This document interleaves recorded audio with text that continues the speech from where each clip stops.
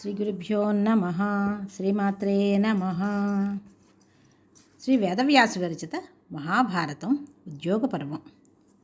నారాయణం నమస్కృత్య నరం చైవ నరోత్తమం దేవీం సరస్వతీం వ్యాసం తతో జయముదీరయేత్.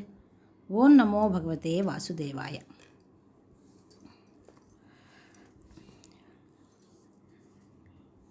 సనత్సుజాతుని అర్ఘ్యపాద్యాలు అర్పించి ఉచితాసనం చూపించాడు ధృతరాష్ట్రుడు.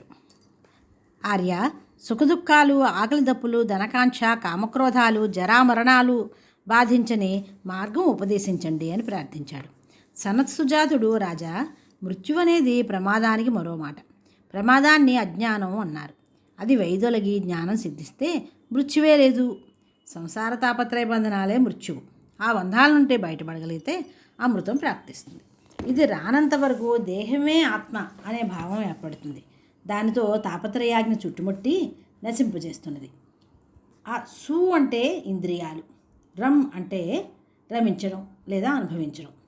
ఇంద్రియాలు భౌతిక సుఖాలతో రమిస్తుండడం వల్ల వ్యక్తికి ఆత్మజ్ఞానం పోతుంది. వారే అసురులు. వీరు దేహమే ఆత్మ అనుకుని దాన్ని సుఖపెట్టడం కోసం ఎన్నో నీచకర్మలు చేసి పశుపక్షి జన్మలు ఎత్తుతున్నారు. వీరికి భిన్నంగా దేవతలున్నారు. వీరిని సురా శబ్దంతో పిలుస్తారు. మంచి ఎందే రమించేవారు వేరు. సరే, మృత్యువు ప్రాణికోటిని ఆరగిస్తుందని కొందరు అంటున్నారు. దానికి రూపం లేదు. అది పెద్ద పులిలాగానో మరే జంతువు ఆకారంలోనో వచ్చి మనల్ని తింటుందా? లేదే. అటువంటప్పుడు మృత్యువు ఉన్నదని ఎలా చెప్పగలం? కామ, క్రోధ, లోభాది ఆసురీ ప్రవృత్తులకు లొంగి జీవుడు కొట్టుమిట్టాడుతూ మృతుడవుతున్నాడు. ఈ దోషాలు లేని బ్రహ్మజ్ఞాని బ్రహ్మరూపం పొందుతాడు. అనగా తాను బ్రహ్మ కంటే భిన్నుడను కాను అనే జ్ఞానం కలిగిన వానికి మృత్యుభీతి లేదు. జ్ఞానం కలిగించే విషయాలే వినాలి. అటువంటి వాని మీదనే దృష్టిని లేపి మనసును ఏకాగ్రం చేయాలి.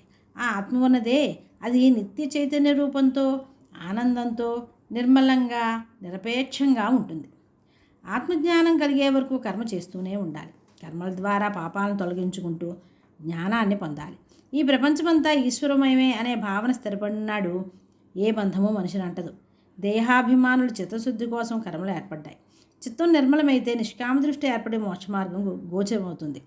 చిత్తశుద్ధి లేని వానికి జ్ఞానప్రాప్తి లేదు. కోరికలు అజ్ఞానం కలిగించి వివేకాన్ని నాశనం చేస్తాయి. కామానికి లొంగినవాడు స్త్రీ సుఖం కోసమే పరితపిస్తాడు. వీరందరూ తమోమయ దేహులు. రక్త, కఫ, మూత్ర కీటకాలతో నిండిన దేహమే నరకం. ఈ నరకం నుండి జీవుడు బయటపడాలి.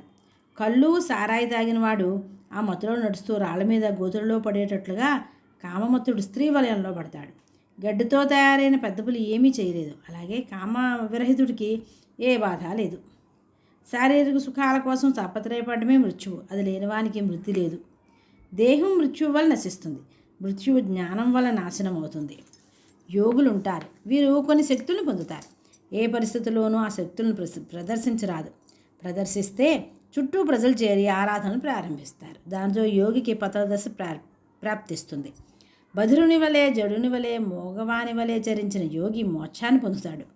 కుక్కలు తాము తిన్న పదార్థాన్ని కక్కుని దాన్ని తింటాయి. అటువంటిదే యోగ శక్తులతో ఆహారాన్ని సంపాదించుకోవడం. బ్రహ్మజ్ఞానమే మనం తెలుసుకోవాల్సిన పరమసత్యం. సత్యంలోనే లోకం ఉంది. సత్యాన్ని తెలుసుకున్నవాడే జ్ఞాని. వానికి మృతి లేదు.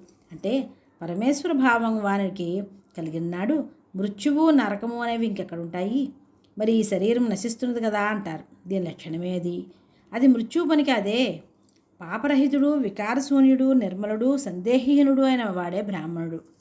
పరబ్రహ్మస్వరూపాన్ని గ్రహించిన వాడు జగత్తు మిథ్యా అని తెలుసుకుంటాడు. అప్పుడు జ్ఞాని సిద్ధిని పొందుతాడు.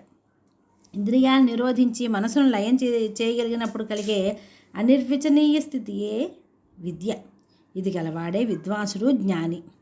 బ్రహ్మచర్య నియమంతో గురు సన్నిధానంలో ఈ విద్యను ఉపాసించాలి. త్రాడును చూసి పామును భ్రమిస్తున్నాం.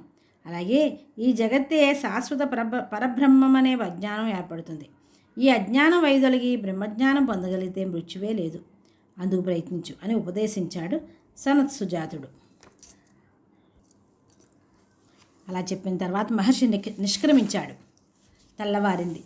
ఉపప్లావ్యం నుండి సంజయుడు తిరిగి వచ్చిన వార్త రాత్రి విన్న ప్రముఖులందరూ తెల్లవారుతూ ఉండగానే కురుసభాభవనానికి వస్తున్నారు.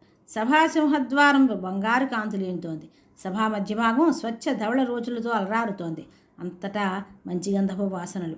అర్హతలను అనుసరించి మణిరత్న సువర్ణ ఆసనాలున్నాయి. భీష్మ, ద్రోణ, కృప, విదురాదులు ధృతరాష్ట్రంతో కలిసి వచ్చారు. వారి వెంట శల్య, జయద్రథ, బాహ్లీక, యూత్సులు, కృతవర్మ వచ్చారు. దుశ్శాసన, శకుని, కర్ణులతో వచ్చే దుర్యోధనుని వెంట సోదరులందరూ వచ్చారు. దేవతలతో వచ్చే ఇంద్రునివలే ఉన్నాడు కౌరవాగ్రజుడు. సింహశోభితమైన గుహలా గోచేస్తోంది రాజవీర సంభరితమైన సభారంగం. అప్పుడు సంజయుడు వచ్చి సభాద్వారం వద్ద నిలబడి మహారాజుకు తన రాక తెలియజేసి అనుమతి పొంది ప్రవేశించి అందరికీ అభివాదాలు చేసి, ఆర్యులారా, చక్రవర్తి ఆజ్ఞానుసారం పాండవులను దర్శించి వచ్చాను. వారందరూ మీ అందరి యోగక్షేమాలు అడగమన్నారు. పెద్దలకు నమస్కారాలు, పిల్లలకు ఆలింగనాలు పలికారు అని చెప్పాడు. అప్పుడు ధృతరాష్ట్రుడు, సంజయ, దురాత్ములను అవలీలగా హతమార్చగల ధనంజయుడు ఏమన్నాడో వినాలని మేమందరం ఎదురు చూస్తున్నాం అన్నాడు.